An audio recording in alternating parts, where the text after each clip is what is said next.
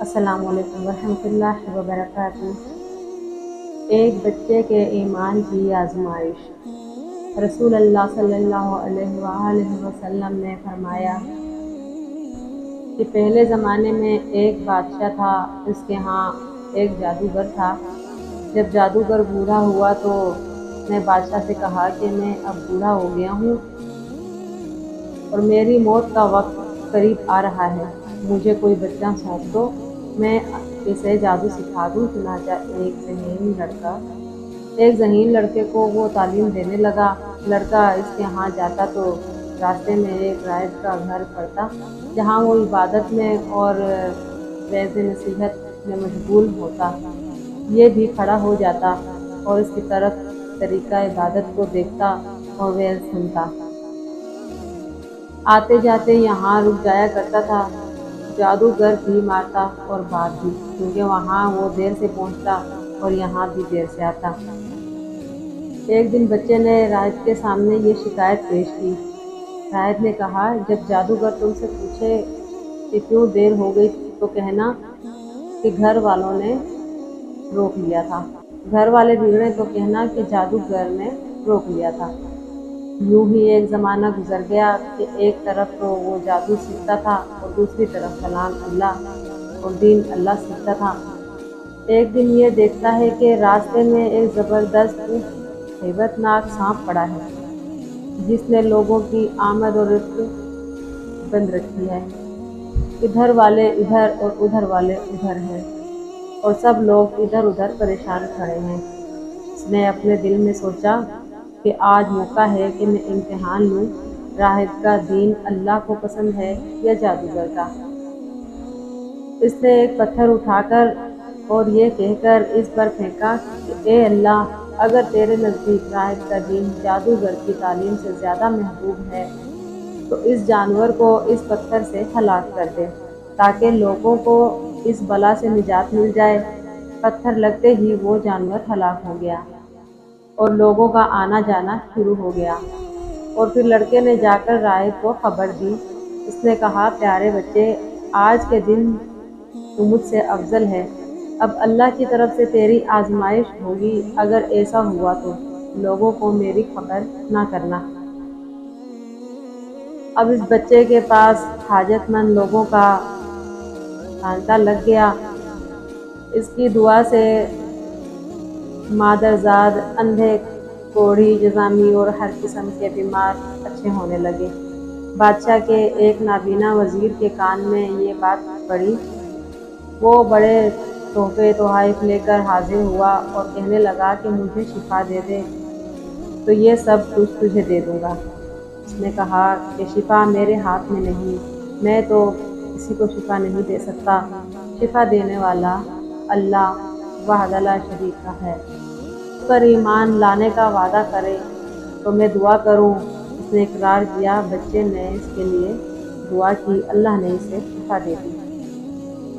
وہ بادشاہ کے دربار میں آیا اور جس طرح اندھا ہوئے پہلے کام کرتا تھا اسی طرح کام کرنے لگا۔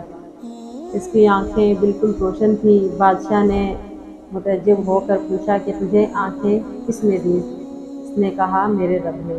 بادشاہ نے کہا، ہاں، یعنی میں نے دی ہیں۔ وزیر نے کہا، نہیں، میرا اور تیرا رب صرف اللہ ہے۔ اب بادشاہ نے اس کی مار پیٹ شروع کر دی اور طرح طرح کی تکلیفیں دی اور پوچھنے لگا، تجھے یہ تعلیم کس نے دی؟ آخر اس نے بتایا کہ میں نے اس بچے کے ہاتھ پر اسلام قبول کیا ہے۔ اس نے اسے بلایا اور کہا کہ اب تم جادو میں کامل ہو گئے ہو، اندھوں کو دیکھتا اور بیماروں کو تندرست کرنے لگے ہو۔ اس نے کہا، غلط ہے، میں کسی کو شفا نہیں دے سکتا ہوں، نہ جادوگر ہوں، شفا اللہ کے ہاتھ میں ہے۔ وہ کہنے لگا، اللہ تو میں ہی ہوں۔ اس نے کہا، ہرگز نہیں۔ بادشاہ نے کہا، پھر تو میرے سوا کسی اور کو رب مانتا ہے؟ تو اس نے کہا، میرا اور تیرا رب اللہ ہے۔ اس نے اب اس بچے کی طرح طرح کی سزائیں دینی شروع کر دی، یہاں تک کہ راہب کا پتہ لگا لیا اور راہب کو بلا کر کہا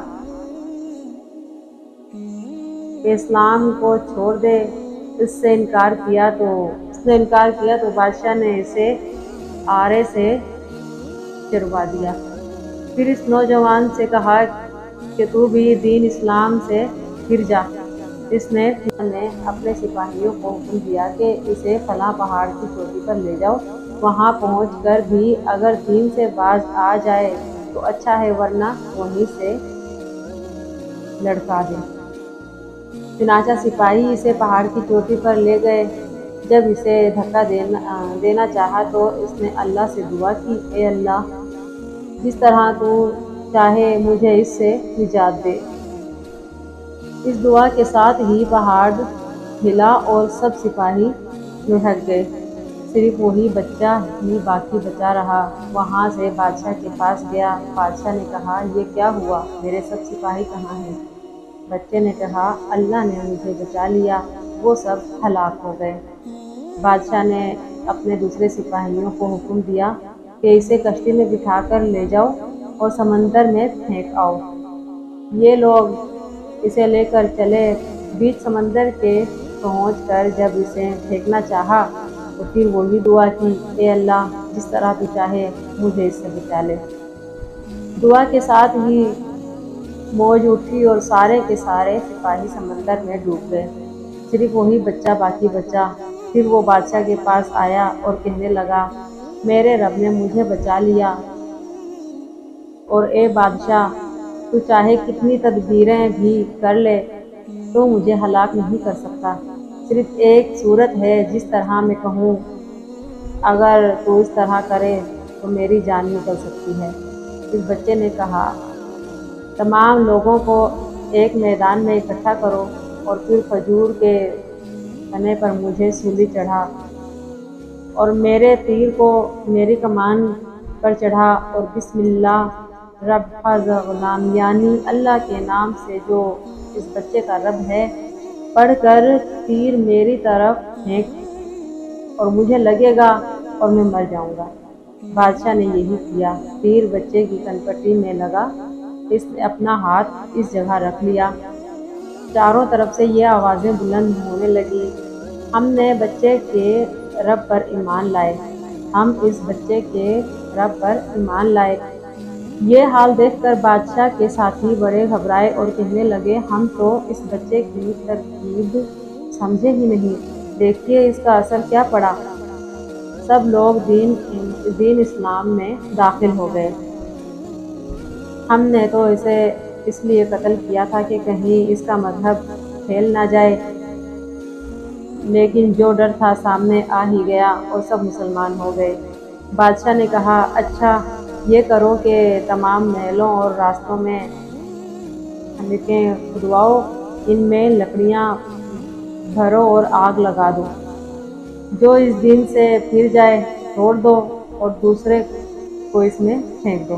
مسلمانوں نے صبر، شکیب اور سہارے کے ساتھ آگ میں جلنا منظور کیا اور اس میں کودنے لگے۔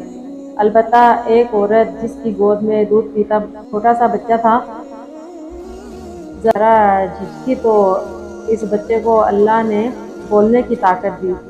اس نے کہا، اماں کیا کر رہی ہے؟ تم تو حق پر ہو، صبر کرو اور اس میں کود پڑو۔